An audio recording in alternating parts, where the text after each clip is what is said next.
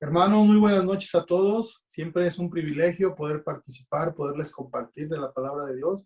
Me siento muy animado por la clase que vamos a tener esta noche. La he denominado el poder de la gracia.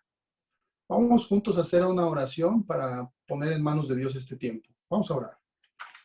Padre poderoso, te agradecemos tanto por tu infinito amor, por tu infinita gracia.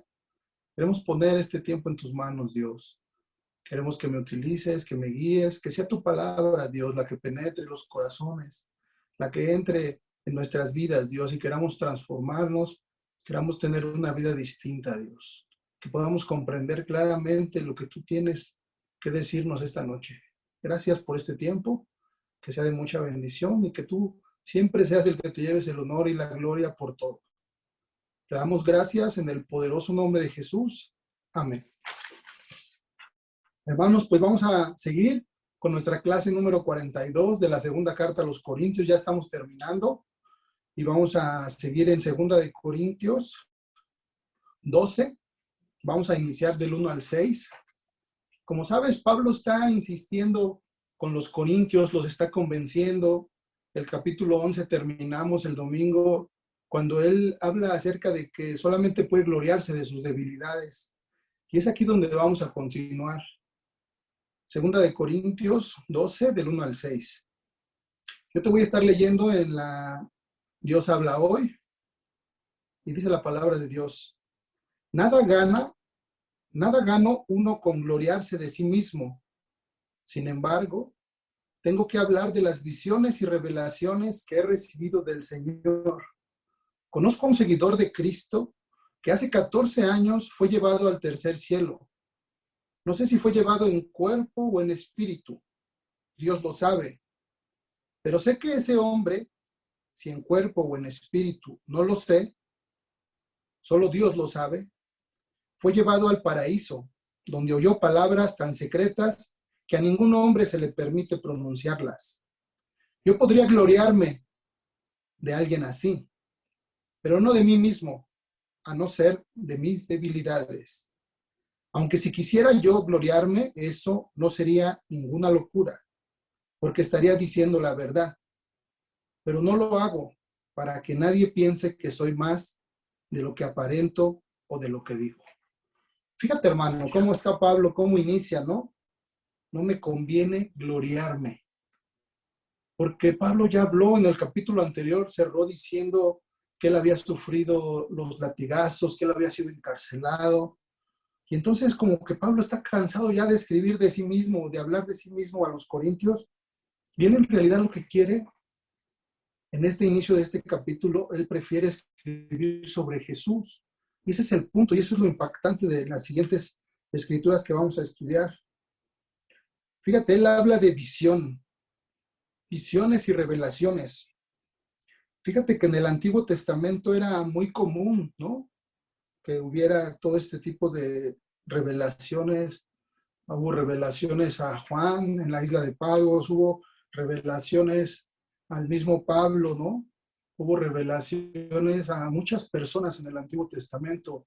Dios hablaba directamente con las personas, con sus discípulos a través de esas visiones. Esto era algo común, ¿no? Y debes de tener muy en cuenta que pues esto no es tan común ahora, ¿no? Y lo que hacía Dios siempre le daba visiones a las personas en primera persona, ¿no? Ahora hay personas que dicen, no, Dios me dio una visión para ti, fíjate que Dios me dijo esto. Entonces, hay mucho cuidado con ese tipo de visiones porque Dios lo que hacía en el Antiguo Testamento era brindar visiones, pero específicamente para las personas, para los discípulos. Siempre estaban limitadas a las personas a las que Dios les quería revelar algo muy importante. Pero fíjate, algo que me impacta es cómo él habla en tercera persona. Dice, conozco a un seguidor. ¿Por qué? ¿Por qué lo haría así, no? Porque él estaba evitando a toda costa gloriarse a él mismo. Él no quería que se centrara en la visión que él había tenido. Y entonces él quería salir de ese registro. Pero algo impactante dice, hace 14 años. ¿Por qué mantendría todo este tiempo este silencio, este secreto de la visión que Pablo tuvo. 14 años. ¿Te imaginas si tú y yo tuviéramos una visión de este tipo como las que tuvo Pablo? ¿Aguantaríamos 14 años sin contárselo a nadie? Pues Pablo era ese tipo de hombres, ¿no? Un hombre humilde, un hombre que 14 años en silencio. Pero en ese momento creyó muy importante revelarle esto a los corintios. Dice que fue llevado en el cuerpo o en el espíritu o fuera del cuerpo. Fíjate, si él no tenía esa certeza, si Pablo no tenía esa certeza de si fue llevado en cuerpo, si fue llevado en espíritu, pues es porque nosotros, pues no es realmente algo relevante, algo importante. Si no está en la Biblia detallado, es realmente porque no tiene mucha importancia o porque Dios no quiere revelárnoslo, ¿no? No pasa nada. Dice que fue llevado al tercer cielo. Esta es una idea de los rabinos. Dice que el cielo azul era el primer cielo y que el cielo estrellado era el segundo cielo y que el lugar donde Dios mora y reina estaba considerado el tercer cielo. Entonces dice Pablo que él fue llevado al tercer cielo y dice que fue llevado al paraíso. La palabra paraíso es tomada de la palabra persa para un jardín cerrado y lujoso, el cual se encuentra solamente entre la realeza del mundo antiguo. O sea, imagínate, Pablo pudo estar ahí en el paraíso, ¿no? Donde oyó palabras secretas que a ningún hombre se le permite pronunciar. Al describir esta visión celestial, Pablo no relata nada de lo que vio interesante. Solamente describe las cosas que oyó y que ni siquiera las puede transmitir, ¿no? O sea, de nuevo la humildad de Pablo. Él no habla de lo que vio. Él solo dice cosas que escuché y que no puedo repetir. ¿Cómo fue cambiando Pablo? ¿Cómo él es un hombre humilde que no se exaltó a sí mismo? Esperó 14 años para poder revelar, para poder contar esta visión. No dice nada de lo que vio, solamente algunas cosas de lo que escuchó, porque dice que no puede ser expresado por los hombres. Wow, imagínate lo que Pablo vivió, pero sobre todo cómo maneja esa experiencia, cómo maneja esa visión. Dice que de tal hombre me gloriaré, pero de mí mismo en nada me gloriaré, sino solamente de mis debilidades. Y comienza el camino hacia lo que hoy queremos estudiar. Tú debes recordar en 2 de Corintios 11, del 23 al 30, cuando Pablo dice, ¿no? Que él fue golpeado, que él fue encarcelado, que él ha viajado, que ha naufragado. Recuerda lo que nos compartía Rosel en el domingo, todas esas cosas, ¿no? Por las cuales podría gloriarse Pablo, pero no lo hace, ¿no? Viene este tiempo de seguir hablándole a los corintios y él ya no usa esas ideas, ¿no? Y dice, pero sin embargo, si quisiera gloriarme, no sería una locura, lo menciona la Escritura. No sería tan descabellado, pero no lo hace así. Pablo sintió que era muy importante mencionar esta experiencia. Era el momento justo. Él no estaba pensando en venderse a sí mismo como alguien muy importante para los corintios, para que nadie piense de mí más de lo que en mí ve o escucha. Ese es Pablo. Ese es un Pablo transformado, es un Pablo diferente. Vamos a continuar ahora en 2 de Corintios 12, solamente en el versículo 7, y dice, juzgándome por lo extraordinario de estas revelaciones, por eso, para que yo no me crea más de lo que soy, he tenido un sufrimiento, una especie de espina clavada en el cuerpo, que como un instrumento de Satanás vino a maltratarme. Fíjate, hermano, la visión de Pablo era tan impresionante que le hubiera sido difícil el ser exaltado desmedidamente por la grandeza de las revelaciones de lo que él vio, de lo que él escuchó. Y eso lo pudo enorgullecer. Pablo no está exento a sentirse orgulloso por eso. Pudo hacerlo. Pero fíjate lo que pasa. me fue dado una espina clavada en el cuerpo. La NBI dice, una espina me fue clavada en el cuerpo, y la Reina Valera dice, un aguijón en la carne. Fíjate bien esta palabra, me fue dado. Eso es una gran diferencia. Porque ese aguijón que Pablo tenía enterrado estaba visible a todos. Los mismos corintios quizás por eso lo menospreciaban o lo rechazaban, pero no sabían sobre la sorprendente experiencia espiritual que había detrás de ello. Me fue dada. Él lo maneja como si fuera un don. Lo contaba como si fuera un don. Él no se dice, se puso sobre de mí. Él dice, me fue dada. Un aguijón en mi carne. Cuando pensamos en un aguijón, pensamos en algún tipo de irritación leve, ¿no? Pero la raíz de la palabra que usó Pablo para aguijón se describe como una estaca de una tienda de campaña. O sea, imagínate la estaca, ¿de qué tamaño es? No, es una tachuelita. Y dice que Pablo es golpeado por el diablo. Tú has visto, ¿no?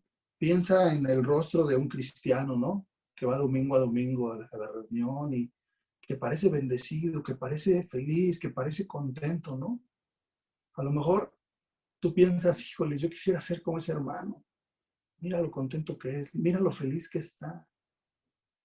En cambio, yo que tengo tantas preocupaciones, que tengo tantas debilidades, que tengo tantos problemas, quisiera ser como él, quisiera ser él. Pero el hombre que más está siendo bendecido por Dios, quizás es el que está siendo más abofeteado por el diablo. Piensa, el sufrimiento de Pablo, la visión que tenía, ¿cómo es el mundo? ¿Cómo es el mundo? Piensa, hermano, ¿cómo aconsejaría el mundo a Pablo bajo esta situación? Fíjate, te voy a leer algo que me llamó la atención de un artículo. Imagínate que le quieren dar un consejo, obviamente sin la Biblia, ¿no? Bueno, Pablo, lo que necesitas es un marco mental positivo para enfrentar el problema. O también le pudieron decir, Pablo, el poder está dentro de ti para conquistar esta debilidad. Deberías de buscar en lo profundo de tu interior para encontrar los recursos para el éxito. Quizás luego el consejero podría decirle a Pablo, lo que en verdad necesitas es un grupo de apoyo de individuos amables. O también podría sugerirle, toma medicamento, Pablo, para la depresión. O quizás él busque retar a Pablo y decirle, Pablo, si en verdad tuvieras fe, serías librado de este aguijón en la carne. Algunos de estos consejos podrían ser buenos en circunstancias diferentes. Pero ¿qué hizo Pablo, hermano? Pablo lo llevaría, su problema, al admirable consejero. Pablo llevaría su problema a Cristo. Vamos a continuar. En 2 Corintios 12, vamos al 8. 3 veces le he pedido al Señor que me quite este sufrimiento. Pablo hizo lo que él aconseja siempre, que está en Filipenses 4:6. No se aflijan por nada, sino preséntenselo todo a Dios en oración. Pídanle y denle gracias también. Pablo no iba a hacer una cosa que él no había predicado ya, ¿no? ¿Qué fue lo que hizo? 3 veces le pedí al Señor que me quite este sufrimiento. La expresión hebrea para 3 veces significa más de 3 veces, significa sin cesar, una y otra vez.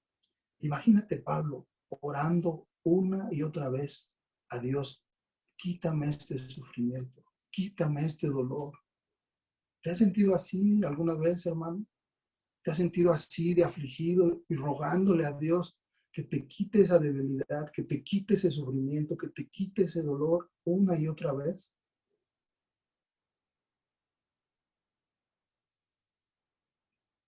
A lo mejor hubo una preocupación por Pablo, porque pues no había una respuesta de Dios. Y fíjate que quiero también leerte un poco acerca de cómo mira Dios la oración nuestra. No había nada de malo con su oración de Pablo. Dios no respeta la aritmética de nuestras oraciones. ¿Cuántas son las que hacemos? Ni la retórica de nuestras oraciones, qué tan bien están pronunciadas. Ni la geometría de nuestras oraciones, qué tan largas son. Ni la música de nuestras oraciones, qué tan melodiosas son. Ni la lógica de nuestras oraciones, qué tan metódicas son. Sino la divinidad de nuestras oraciones, cuánto es que derramamos el corazón. No son los dones, sino la gracia, la cual prevalece en la oración. Entonces, Pablo no se abate y dice, Dios no me escucha. Y obviamente lo que él quiere, que lo quite de mí, es lo que todos queremos. No queremos tener esa necesidad, no queremos vivir con ese dolor, no queremos vivir con ese abatimiento, con ese sufrimiento. Que lo quite de mí, quítalo Dios de mí. Fíjate, ese aguijón en la carne tenía una dimensión física, ¿no? Aguijón en la carne. En una dimensión mental, un mensajero de Satanás lo atormentaba, lo abofeteaba, dice algunas versiones. Y la dimensión espiritual, una oración sin ser contestada. Hermano, cualquiera de nosotros estaría abatido, ¿no? Estaría frustrado, estaría desanimado, quizás hasta renunciarías a la fe. Pero ¿qué era exactamente la espina clavada? No está muy claro en las escrituras, pero pues ya sabes, ¿no? Los estudiosos, los libros, yo leí acerca de lo que los estudiosos creen que explica la espina clavada y hablan de algunos puntos interesantes. Dice que podía ser una fatiga espiritual, o puede ser persecución, o puede ser una enfermedad, algo físico, algo mental, o también puede ser pecado, lujuria. Hermano, escoge tu aguijón. ¿Cuál de estas cosas piensas que son para ti? ¿Cuál fue la razón por la que no especificó cuál era la espina? Para que todos nos sintamos identificados. Si hubiera sido una enfermedad, dirías, bueno, pues yo no estoy enfermo, ¿no? Mi problema es otro.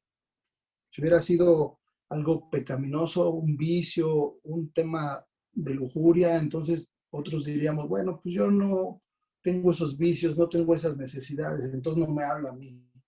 Si hubiera sido una enfermedad, no, pues yo estoy sano, no, eso es para aquel hermano que está sufriendo, que está enfermo. Persecución. ¿Te has sentido fatigado espiritualmente, hermano, en este tiempo tan complicado? ¿Te has sentido agotado, agobiado por las circunstancias, por todo lo que está pasando? O sea, ¿te has perdido la fe? ¿Ya no te conectas? ¿Ya no pasas tiempo con tu discipulador? ¿A todo lo ves mal? ¿Te está costando? Fatiga espiritual. Persecución. ¿Cómo está el mundo alrededor de nosotros? Preferimos amoldarnos al mundo, preferimos llevarla bien, agradar a las personas en lugar de agradar a Dios, porque no nos gusta ser perseguidos, porque no nos gusta que nos persigan, que nos pregunten, que nos limiten. Enfermedad.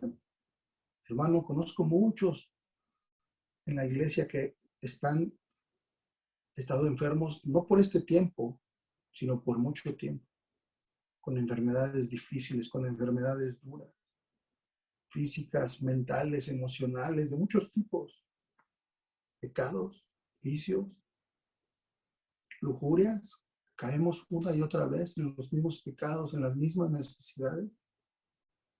Elige tu aguijón, por eso lo deja abierto, escoge, puede ser tú, puedo ser yo, identifícate, puede ser cualquiera.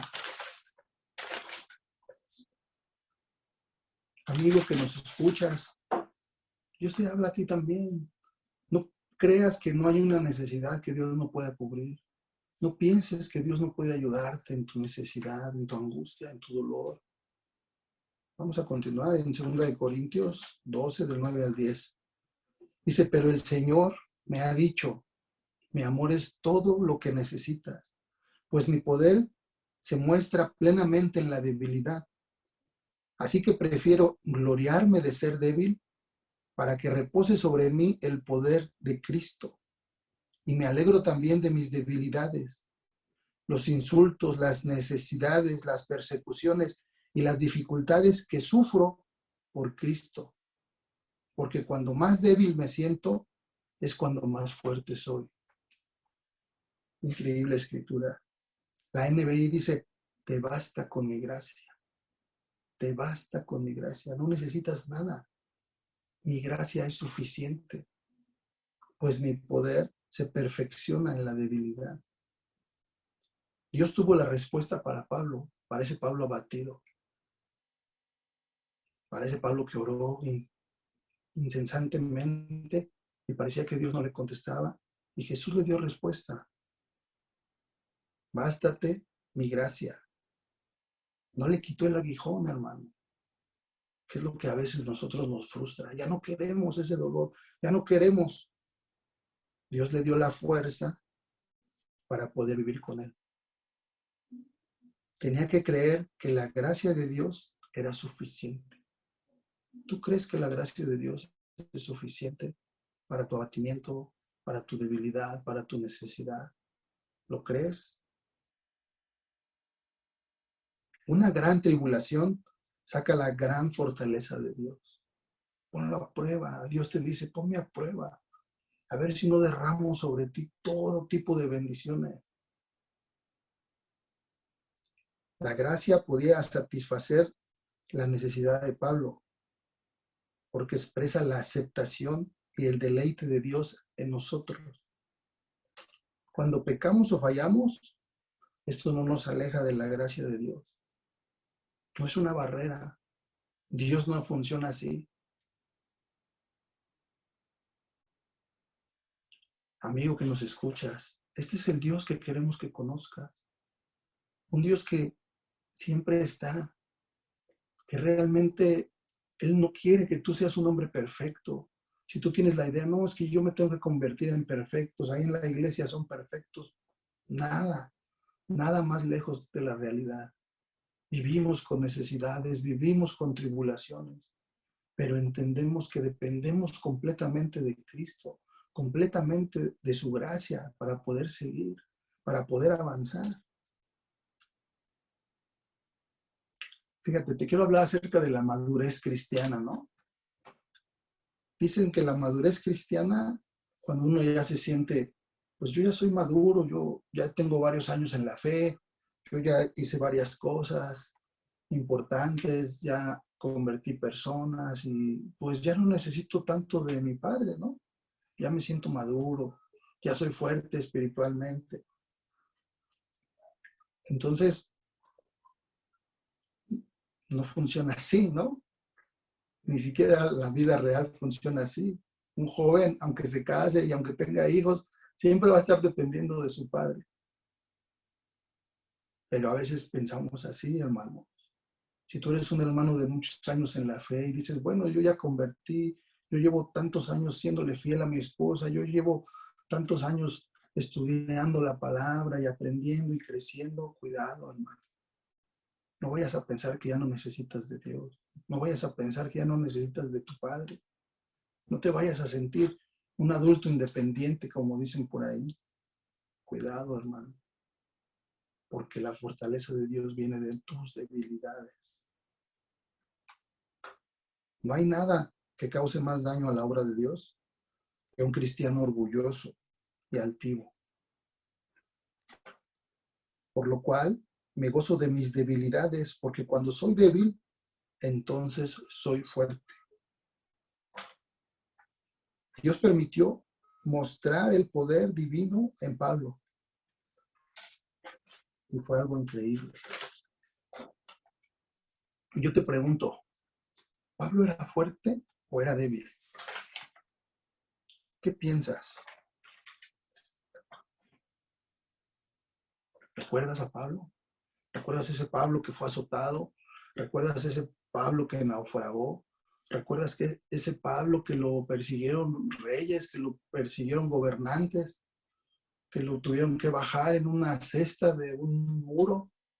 ¿Recuerdas ese Pablo azotado que fue de iglesia en iglesia, en barcos, en horas y horas de caminos, proclamando la palabra de Dios?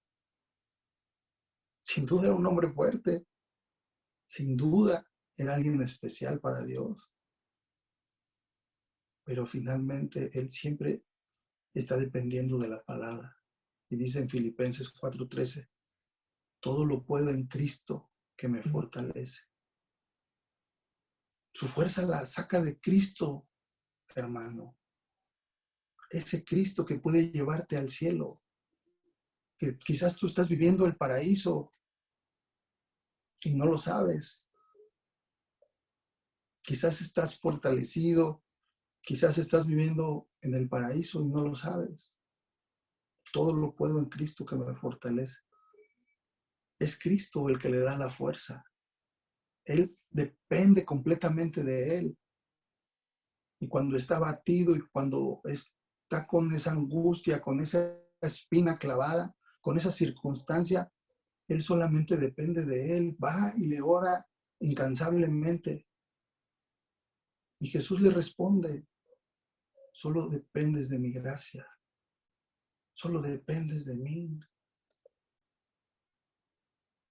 Ese es el Cristo que queremos enseñarte, amigo, que nos escucha.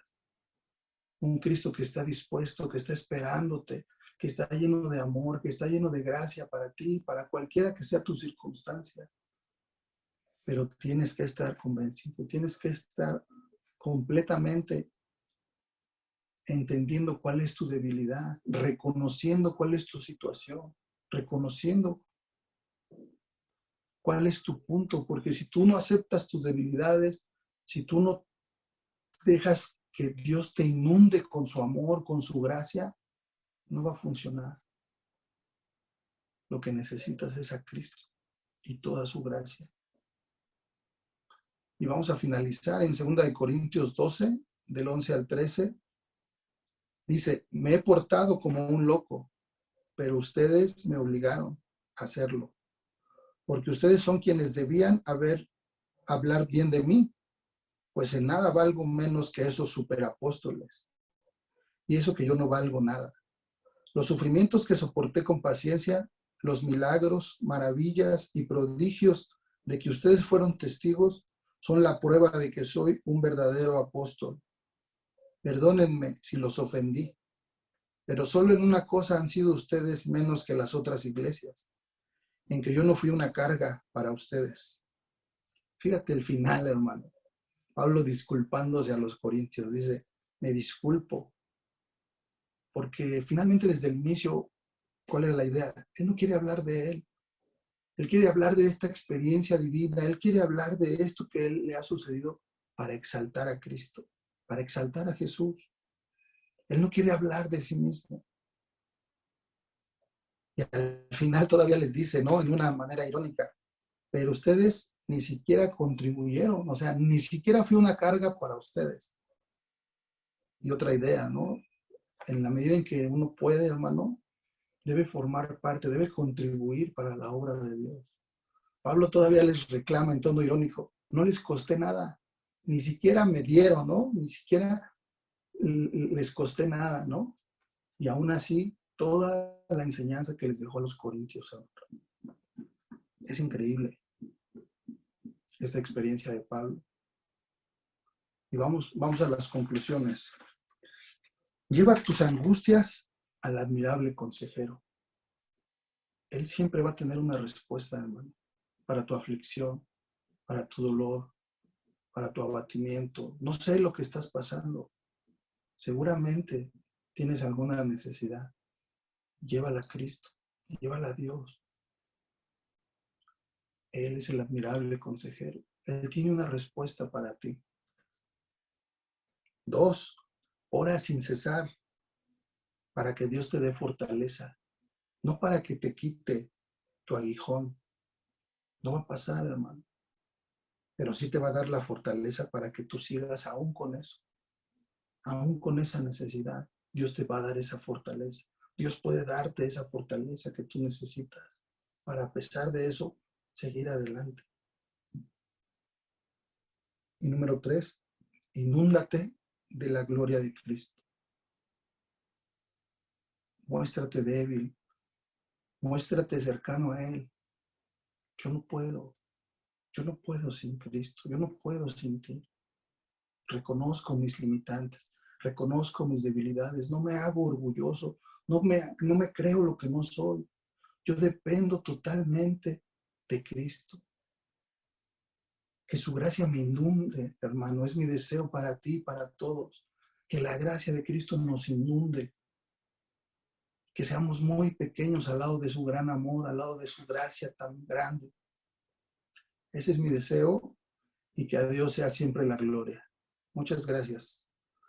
Quiero finalizar, hermano, haciendo una oración por la familia de nuestros hermanos Payares, por el fallecimiento de mi hermanita Esther.